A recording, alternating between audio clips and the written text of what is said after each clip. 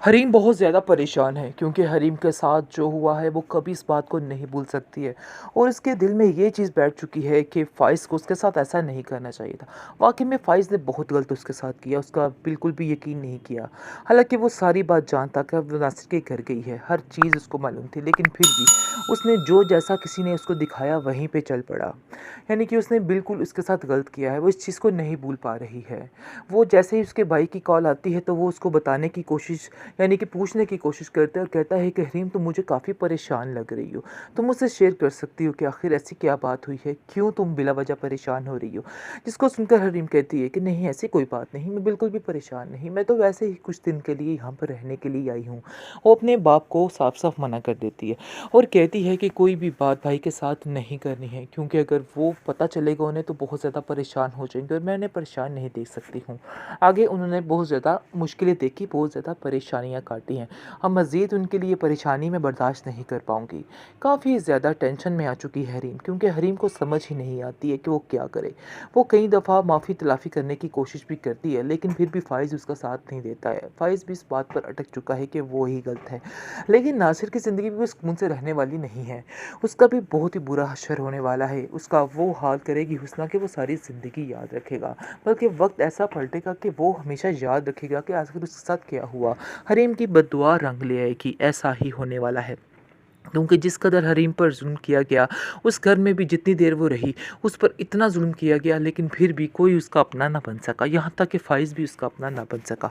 उसने बहुत ज़्यादा कोशिशें की फ़ाइज़ को अपनी तरफ करने की, लेकिन फिर भी फ़ाइज़ ने उसका साथ नहीं दिया है, बल्कि उसको जाती दफ़ा मुड़ के भी नहीं देखा है। इस चीज़ का उसको काफ़ी ज़्यादा दुःख है और वो सोचती है कि मुझे ऐसा ही करना चाहिए, यानी कभी भी उस घर में वापस नहीं लौटना चाहिए। लेकिन उसका बाप उसको समझाता है और कहता है कि नहीं, तुम ऐसा मत करो, अब तुम अकेली नहीं हो, तुम्हें ये बातें नहीं सोचनी चाहिए, तुम्हें अपना फ्यूचर सोचना चाहिए, अपने फ्यूचर के बारे में सोचना चाहिए। मैं चाहता हूँ कि मैं खुद फ़ाइज़ को बुलाऊँ और उससे खुद जाकर बात करूँ। आगे से वो कहती है कि नहीं, आप फ़ाइज़ को नहीं बुलाएंगे। अगर फ़ाइज़ को बात समझ नहीं होती तो उसी वक्त समझ जाता। वो मेरी कोई बात मानने को तैयार ही नहीं, ना ही कोई कॉल उठाने को तैयार है। इसलिए बेहतर यही है कि अभी फ़िलहाल मौके की मुनासबत को देखा जाए और यहाँ पर खामोश रहा जाए। उसका बाप कहता है लेकिन मैं तुम्हें ऐसे रोते कुटते नहीं देख सकता हूँ, ये मेरे लिए देखना बहुत तकलीफ़देह है। तुम नहीं समझ सकती कि जब तुम ऐसे परेशान बैठी होती हो तो मुझे कितनी तकलीफ़ होती है। और तुम्हारा भाई उधर लैदा परेशान है, वो बार बार मुझसे पूछ रहा है कि आखिर हरीम इतने दिनों के लिए इधर क्यों आई है, खैरियत है, सब क्या हुआ है। लेकिन मैं हर बार टाल देता हूँ, लेकिन मज़ीद मुझसे झूठ नहीं बोलने होगा हरीम, मुझे बताने दो क्या हुआ है क्या नहीं।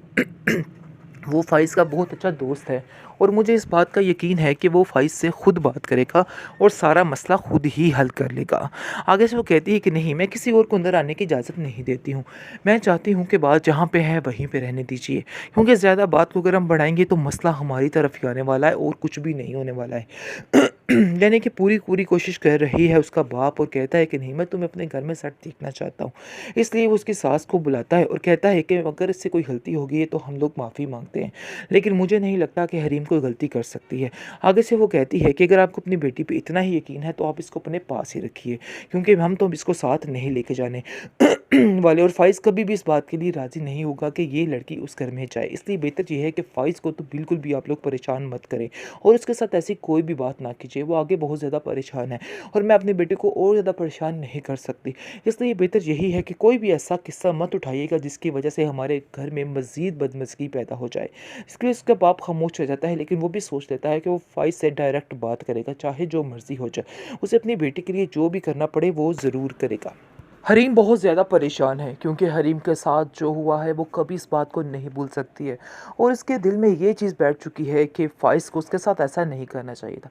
वाक़ई में फ़ाइज़ ने बहुत गलत उसके साथ किया, उसका बिल्कुल भी यकीन नहीं किया। हालाँकि वो सारी बात जानता कि वो नासिर के घर गई है, हर चीज़ उसको मालूम थी, लेकिन फिर भी उसने जो जैसा किसी ने उसको दिखाया वहीं पे चल पड़ा। यानी कि उसने बिल्कुल उसके साथ गलत किया है, वो इस चीज़ को नहीं भूल पा रही है। वो जैसे ही उसके भाई की कॉल आती है तो वो उसको बताने की कोशिश, यानी कि पूछने की कोशिश करता है और कहता है कि हरीम तुम मुझे काफ़ी परेशान लग रही हो, तुम मुझसे शेयर कर सकती हो कि आखिर ऐसी क्या बात हुई है, क्यों तुम बिला वजह परेशान हो रही हो। जिसको सुनकर हरीम कहती है कि नहीं ऐसी कोई बात नहीं, मैं बिल्कुल भी परेशान नहीं, मैं तो वैसे ही कुछ दिन के लिए यहाँ पर रहने के लिए आई हूँ। वो अपने बाप को साफ साफ मना कर देती है और कहती है कि कोई भी बात भाई के साथ नहीं करनी है, क्योंकि अगर वो पता चलेगा उन्हें तो बहुत ज़्यादा परेशान हो जाएंगे और मैं उन्हें परेशान नहीं देख सकती हूँ। आगे उन्होंने बहुत ज़्यादा मुश्किलें देखी, बहुत ज़्यादा परेशानियाँ काटी हैं। अब मज़ीद उनके लिए परेशानी मैं बर्दाश्त नहीं कर पाऊँगी। काफ़ी ज़्यादा टेंशन में आ चुकी है हरीम, क्योंकि हरीम को समझ ही नहीं आती है कि वो क्या करे। वो कई दफ़ा माफ़ी तलाफ़ी करने की कोशिश भी करती है, लेकिन फिर भी फ़ाइज़ उसका साथ नहीं देता है। फ़ाइज़ भी इस बात पर अटक चुका है कि वो ही गलत है। लेकिन नासिर की ज़िंदगी भी सुकून से रहने वाली नहीं है। उसका भी बहुत ही बुरा हश्र होने वाला है। उसका वो हाल करेगी हुस्ना कि वो सारी ज़िंदगी याद रखेगा। बल्कि वक्त ऐसा पलटेगा कि वो हमेशा याद रखेगा कि आखिर उसके साथ क्या हुआ। हरीम की बद्दुआ रंग ले आएगी, ऐसा ही होने वाला है। क्योंकि जिस कदर हरीम पर जुल्म किया गया, उस घर में भी जितनी देर वो रही, उस पर इतना जुल्म किया गया, लेकिन फिर भी कोई उसका अपना ना बन सका। यहाँ तक कि फ़ाइज़ भी उसका अपना ना बन सका। उसने बहुत ज़्यादा कोशिशें की फ़ाइज़ को अपनी तरफ करने की, लेकिन फिर भी फ़ाइज़ ने उसका साथ नहीं दिया है, बल्कि उसको जाती दफ़ा मुड़ के भी नहीं देखा है।